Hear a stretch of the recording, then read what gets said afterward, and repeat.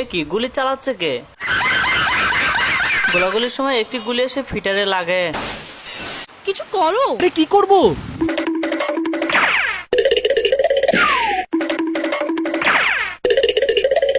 এই নাও, এটা ধরো।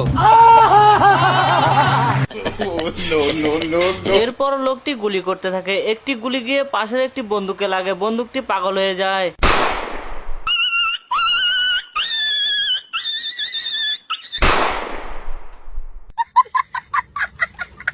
তুই কি আমারে মাস্তান ভাবছস? বাচ্চাটির মা দ্রুত এসে পাইপটি ব্যান্ডেজ করে দেয়। এবার বাচ্চাটির বাবা রাগ করে প্রতিবেশীর চুল উড়িয়ে দেয়। रुको जरा सबर करो। গুলিগুলো বাচ্চার বাবাকে না লাগে একটি ষাঁড়ের মাথায় লাগে।